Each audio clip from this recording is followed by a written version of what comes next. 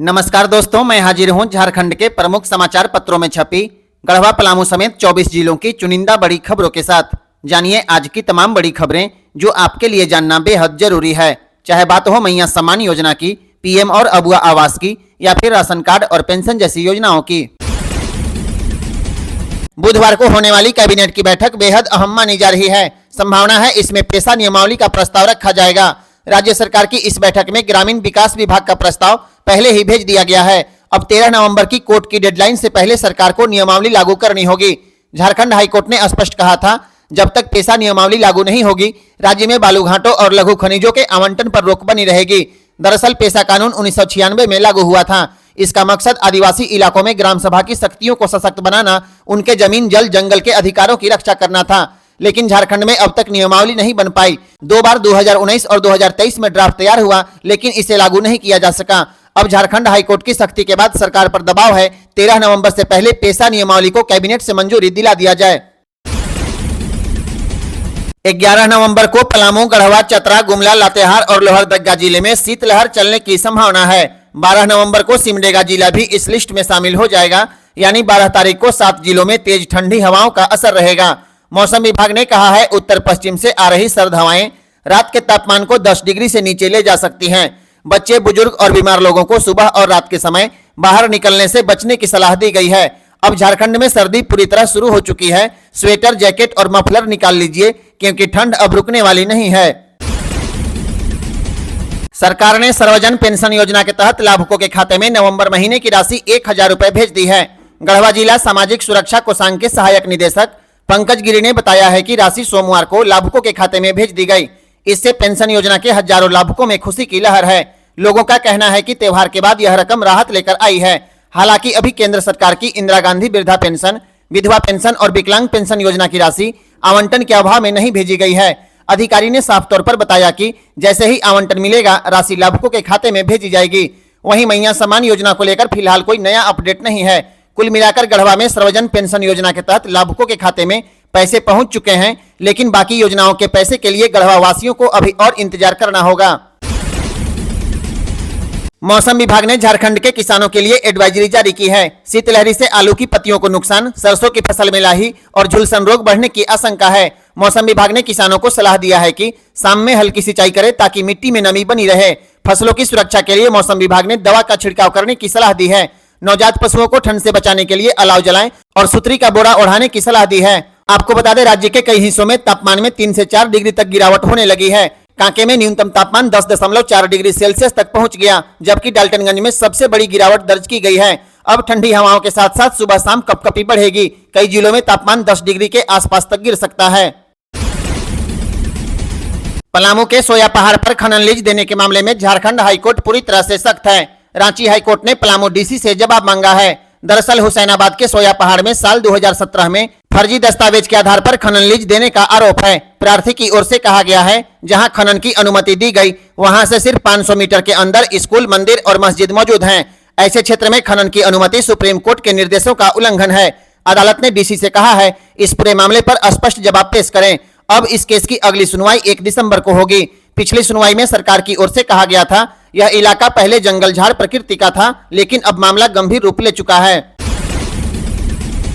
झारखंड में सब्जियों की महंगाई ने रसोई का स्वाद बिगाड़ दिया है। सबसे ज्यादा असर आलू, टमाटर और हरी सब्जियों के दाम में दिख रहा है। नया आलू 40 रुपए किलो तक पहुंच गया, जबकि पुराना आलू 18 से 30 रुपए किलो बिक रहा है। प्याज 25 रुपए किलो, फूलगोभी 60 रुपए किलो और टमाटर अब भी 60 से 80 रुपए किलो तक जा रहा है। साग सब्जियों की बात करें तो पालक और मेथी साग 40 से 60 रुपए किलो और धनिया पत्ता 300 रुपए किलो बिक रहा है। मटर 160 से 200 रुपए किलो और कटहल 150 से 200 रुपए किलो में मिल रहा है। सब्जी उगाने वाले किसानों का कहना है कि दुर्गा पूजा और छठ के बाद हुई बारिश ने फसलों को भारी नुकसान पहुंचाया। इस वजह से फिलहाल उत्पादन बहुत कम है, लेकिन राहत की खबर यह है कि अगले 1 महीने में सब्जियों की नई फसल बाजार में आने लगेगी, जिसके बाद दाम में गिरावट देखने को मिलेगी। यानी फिलहाल महंगाई की मार आपको झेलनी होगी, लेकिन दिसंबर तक सब्जियों के भाव कम हो जाएंगे। झारखंड हाईकोर्ट ने शादी को लेकर एक ऐतिहासिक फैसला दिया है। अदालत ने कहा है, अगर किसी ने स्पेशल मैरिज एक्ट के तहत शादी की है तो वह धार्मिक या निजी कानून का सहारा लेकर दूसरी शादी नहीं कर सकता। यह फैसला धनबाद के पैथोलॉजिस्ट डॉक्टर मोहम्मद अकील आलम के केस में आया है, जिन्होंने अपनी पहली पत्नी के जीवित रहते दूसरी शादी कर ली थी। अकील आलम ने 4 अगस्त 2015 को स्पेशल मैरिज एक्ट के तहत शादी की थी, लेकिन कुछ महीनों बाद पत्नी घर छोड़कर देवघर चली गई। इसके बाद उन्होंने फैमिली कोर्ट में यह कहकर याचिका दायर की कि उनकी पत्नी बिना वजह घर छोड़कर चली गई, मगर सुनवाई के दौरान पत्नी ने चौंकाने वाला खुलासा कर दिया। उसने बताया कि अकील पहले से शादीशुदा है और उनकी पहली पत्नी से 2 बेटियां हैं। इतना ही नहीं, उसने यह भी कहा कि अकील ने उसके पिता से संपत्ति अपने नाम करने का दबाव बनाया और मना करने पर उसके साथ मारपीट की गई। सुनवाई में खुद अकील ने स्वीकार किया कि उसकी पहली पत्नी अब भी जिंदा है। देवघर फैमिली कोर्ट ने दूसरी शादी को अवैध घोषित कर दिया, जिसे चुनौती देने अकील हाईकोर्ट पहुंचे थे, लेकिन हाईकोर्ट ने भी साफ कह दिया स्पेशल मैरिज एक्ट के तहत शादी करने के बाद किसी भी धार्मिक या निजी कानून का सहारा लेकर दूसरी शादी करना गैर कानूनी और अवैध है। हर महीने 15 करोड़ का अवैध कोयला कारोबार पलामू के रास्ते बिहार और यूपी की मंडियों तक पहुंच रहा है। हर दिन 100 से ज्यादा ओवरलोड ट्रक निकलते हैं और प्रशासन खामोश है। सीसीएल के स्टॉक से कोयला चोरी कर जंगलों में डंप किया जाता है, फिर वहां से ट्रकों में लोड कर बिहार और यूपी भेज दिया जाता है। एक ट्रक से कोयला कारोबारी को 40 से 50 हजार रुपए तक का फायदा होता है, जबकि पुलिस, डीटीओ और कई अधिकारी कथित रूप से अपनी फीस वसूलते हैं। सबसे चौंकाने वाली बात है, इस अवैध कारोबार से उगाही गई रकम उग्रवादी संगठनों तक पहुंचने की भी आशंका है। पिछले कुछ महीनों में कई ट्रक पकड़े गए, लेकिन कारोबार रुकने का नाम नहीं ले रहा। रांची में विधायकों को हर साल मिलने वाले 5 करोड़ विकास फंड का बड़ा हिस्सा अब तक खर्च नहीं हो पाया। 6 विधानसभा क्षेत्रों में से 4 विधायकों ने ही अब तक फंड का इस्तेमाल किया है, जबकि 3 विधायक कृषि मंत्री शिल्पी नेहा तिर्की, रांची विधायक सीपी सिंह और सिल्ली विधायक अमित कुमार का तो खाता तक नहीं खुला। कांके विधायक सुरेश बैठा 97 योजनाओं की अनुशंसा करके सबसे आगे हैं। 3 करोड़ 97 लाख रुपए का काम चल रहा है। उनके बाद राजेश कच्छप, विकास मुंडा और नवीन जायसवाल ने भी लगभग 60% फंड की अनुशंसा कर दी है। लेकिन हकीकत है कि रांची से लेकर मांडर और सिल्ली तक की सड़कों की हालत बदहाल है। कई इलाकों में पुल, पुलिया, नालियां, सड़कें सब अधूरी पड़ी हैं। अब सवाल उठने लगा है, जब फंड मिला है तो विकास रुक क्यों गया? जिन विधायकों ने अब तक फाइल तक नहीं भेजी, वे आखिर किस बात का इंतजार कर रहे हैं? सरकार के पास अब सिर्फ चालू वित्तीय वर्ष में 5 महीने बचे हैं। टेंडर और काम पूरा कराने के लिए 2 महीने का समय है। ऐसे में विकास कार्य पूरा होना मुश्किल लग रहा है। गढ़वा जिले के 18 बालू घाटों की ई नीलामी फिर से अधर में लटक गई। 8 नवंबर को जिला प्रशासन को ई नीलामी करनी थी, लेकिन एक भी आवेदक सामने नहीं आया। यानी पूरे जिले के बालू घाटों की नीलामी बिना किसी बोली के रद्द हो गई। जिला खनन पदाधिकारी राजेंद्र उरांव ने बताया कि 10 अक्टूबर से ऑनलाइन आवेदन मांगे गए थे। 31 अक्टूबर अंतिम तिथि थी, लेकिन किसी ने रुचि नहीं दिखाई। कुल 18 घाटों को 11 ग्रुप में बांटा गया था, जिसमें सोन नदी और नॉर्थ कोयल नदी के घाट शामिल थे। पहले भी नीलामी की कोशिश की गई थी, मगर उस वक्त भी किसी ने हिस्सा नहीं लिया। अब सवाल है कि प्रशासन की नीलामी नीति में खामी है या कारोबारी बालू घाटों के संचालन से जुड़े विवादों से डर रहे हैं। स्थानीय लोगों का कहना है कि अगर जल्द ही ठोस पहल नहीं की गई तो बालू की किल्लत और दाम दोनों बढ़ जाएगा। गढ़वा में ई नीलामी की विफलता ने एक बार फिर विभाग की तैयारी पर सवाल खड़ा कर दिया। हजारीबाग से चौंकाने वाली खबर सामने आई है। त्रिवेणी सैनिक कोल माइंस में अकाउंटेंट के पद पर काम करने वाले रोहित जैन ने अपनी पत्नी रूपा अग्रवाल पर पालतू कुत्ते से हमला करवाने का गंभीर आरोप लगा दिया। दोनों का विवाह इसी साल 24 जनवरी को हुआ था, लेकिन शादी के बाद से रिश्तों में तनाव चलने लगा। घटना 8 नवंबर की है, जब रोहित अपनी पत्नी के मायके गए थे, जहां नाश्ते के दौरान एक मामूली सी बात पर दोनों में बहस शुरू हो गई।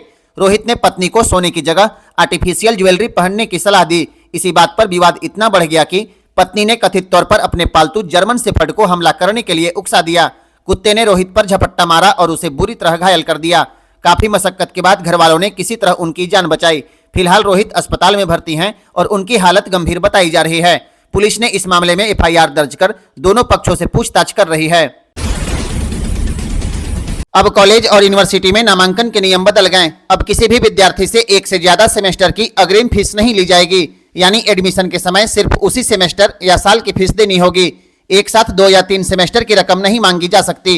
अगर किसी वजह से विद्यार्थी एडमिशन वापस लेना चाहता है तो तय शर्तों के साथ संस्थान को फीस लौटानी होगी। अगर नामांकन की आखिरी तारीख से 15 दिन पहले एडमिशन छोड़ता है तो संस्थान को पूरी फीस वापस करनी होगी।